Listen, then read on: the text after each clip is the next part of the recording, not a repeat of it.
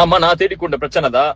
நான் தேடிக்கொண்ட பிரச்சனைக்கு அல்லாவோட உதவியை கொண்டு நான் தான் அதுக்கு தீர்வு காணணும்னு போராடிட்டு இருக்கிறேன், முயற்சி பண்ணிட்டு இருக்கிறேன், நின்னு ஃபேஸ் பண்ணிட்டு இருக்கிறேன். நின்னு ஃபேஸ் பண்றவனையும் முயற்சி பண்றவனையும் கை கொடுத்து தூக்கி விடலாம் பரவாயில்ல, கையை தட்டி விட்டு குழி தோண்டி புதைக்காம இருக்கணும். அந்த வழியை செஞ்சுட்டு எப்படி பாதிக்கப்பட்டவங்களுக்கு நீதி கிடைக்கும்னு நினைக்கிறீங்க? ஒருத்தரை முற்றிலுமா ஒழிச்சு விட்டுட்டு அவனை எழுந்துக்கவே செய்ய விடாம பண்ணிட்டு அவனுக்கு எந்த காசு பணம் அவன் பக்கத்துல நெருங்க விடாம பண்ணிட்டு அவங்க மத்தவங்களுக்கு பாதிக்கப்பட்டவங்களுக்கு காசை கொடுக்கணும். எப்படி கொடுப்பான்? யாரு கொடுப்பா? எப்படி கொடுக்க முடியும்? நீதியை நேர்மையா செயல்படுத்த விரும்புறவன கொஞ்சம் சறுக்கிட்டானா கை கொடுத்து மேல தூக்கி விடணும். அவனை முற்றிலுமா அழிக்கணும்னு நினைக்கக்கூடிய இந்த குணம் என்ன குணம்? என்ன உங்களுக்கு அப்படி என் மேல வைத்தறிச்சல்? உங்களுக்கு என்ன? உங்களுக்கு என் மேல பொறாம வந்துருச்சு? அப்படி என்ன? நீங்க ஒருத்தனை இப்படி ஒருத்தனை குழி தோண்டி புதைக்கணுங்கிற அளவுக்கு என்ன எண்ணம்? நான் உங்களுக்கு என்ன பண்ணிட்டேன்? அப்படி என்ன பண்ணிட்டேன் உங்களுக்கு? எவ்வளவு வன்மத்தை கக்குறீங்க? எல்லாரும் சொல்றாங்க உங்களுக்கு கீழேயே. ஏங்க அவரை போட்டு இழுத்து 2:30 மணிக்கு உட்காந்து கமெண்ட் எழுதிருக்கீங்க? அவரை பத்தி வைத்தறிச்சலா? என்ன உங்க மனசுல என்ன இருக்கு சொல்லுங்க? ஒருத்த அழியணும்னு இருக்கா? ஒருத்த சாவணும்னு இருக்கா? இல்ல செத்து போனா நிம்மதி அடைவீங்க? அன்னைக்கே கேட்டேன், ஒருத்தருடைய மௌத்து தான் உங்களுக்கு நிம்மதி கொடுக்குமா? என்ன செய்ய விரும்புறீங்க? ஒருத்தர் காசை வாங்கியிருக்கா, வியாபார தொடர்பு நடந்திருக்கு, கடன் வாங்கியிருக்கா, அந்த கடனை திருப்பி கொடுக்குறான், வியாபாரத்துக்கு நஷ்டம் ஏற்படுச்சா அதை எப்படி சரி கட்டி அந்த காசை கொடுக்கணும்னு முயற்சி பண்றான். அதை செய்யறதுக்கு வழியை கொடுங்க.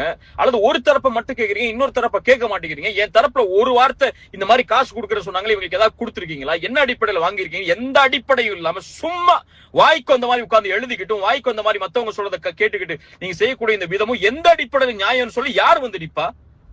உங்க தரப்புல இருக்கக்கூடிய கேள்விகளை நான் கேட்டா நீங்க தாங்குவீங்களா? இவ்வளவு வருஷம் பொருளாதாரங்கிறீங்கல்ல, பொருளாதார குற்றச்சாட்டுங்கிறீங்கல்ல, எந்த அடிப்படையில் நடத்துறீங்க? சதக்கானு கலெக்ட் பண்ற காசெல்லாம் எங்க நீங்க ஒண்ணு சேர்க்கிறீங்க? அதுல எப்படி நீங்க செலவழிக்கிறீங்க? இங்க அக்ரிமெண்ட் இருக்கு, வியாபாரம் கொடுக்கல் வாங்கலுக்கு இடையில 2 பேருக்கு இடையில பிரச்சனைகள் இருக்கு. அந்த இன்ஸ்டிடியூஷன் எப்படி நடத்துறீங்க? அத்தனை சதக்காவுடைய காசு எங்க போகுது? பள்ளிவாசல் கட்ட போற சொல்லி இத்தனை வருஷம் கலெக்ட் பண்ணீங்கல்ல, அந்த காசெல்லாம் எங்க முறைப்படுத்தி செயல்படுத்தப்பட்டுச்சு? கேட்கவா கேள்விய? இன்ஸ்டிடியூஷன் வச்சு கேள்வி கேட்க வைக்கவா? பதில் சொல்ல தயாரா இருக்கீங்களா? எந்த அடிப்படையிலுமே இல்லாம எவ்வளவோ என் மனசுல அவ்வளவு குற்றச்சாட்டுகள் உங்களை பற்றி வந்துச்சு. பொருளாதாரத்திலையும் சரி, மத்த விஷயங்கள்லயும் சரி, எல்லாத்தையும் எல்லாம் ஒரு இடத்துல ஒப்படைச்சிட்டு இன்னொருத்தவங்களுடைய கண்ணி இருக்கு, இன்னொருத்தருடைய மான இருக்கு, நமக்கு தெரியாத விஷயத்த பேசக்கூடாதுன்னு அமைதியா இருக்கிறேன். தாவாவை நான் காசுக்காக பண்றவன் இல்ல, தாவாவை நான் சதக்காக கலெக்ட் பண்றதுக்காக பண்றவன் இல்ல. அழைப்பு பணியில் அல்லாஹ்வுடைய முகத்தை நாடி எந்தவித ஒரு பைசாவை கூட எதிர்பார்க்காம என்னுடைய சொந்த செலவுலையும் நான் சம்பாதிச்ச ஹலாலான வருமானத்திலையும் தாவாவை பண்ணிட்டு இருக்கிறேன். இப்படி இருக்கும் போது கூட உங்களுக்கு ஒருத்த வியாபார கொடுக்கல் வாங்கல சறுக்கிறாங்கிற பட்சத்துல அவளை முற்றிலுமா அவளுடைய கண்ணியத்தை தரைமட்டமா ஆக்கணும்னு நினைக்கக்கூடிய இந்த குணம் யார் கற்றுக் கொடுத்த குணம்? இது உங்க மனசுல எப்ப ஆறப்போகுது? ஒருத்தருடைய மரணம் தான் ஆற வைக்குமா? நீங்க செய்த குற்றங்களை முதல்ல பாருங்க. உங்களை பத்தி வந்த அத்தனை குற்றச்சாட்டுகளை நான் இப்ப பேச ஆரம்பிச்சேன்னா நல்லா இருக்காது. அல்லாஹ்விடத்துல நீங்க தௌபா செய்யுங்க. நான் செய்யறேன். நான் அல்லாஹ் பயப்படணுமா? அல்லாஹ் பயப்பட வேண்டிய கடமை இருக்கு. நான் திருத்திக் கொள்ளணுமா? 1000 திருத்திக் கொள்ள வேண்டிய கடமை இருக்கு.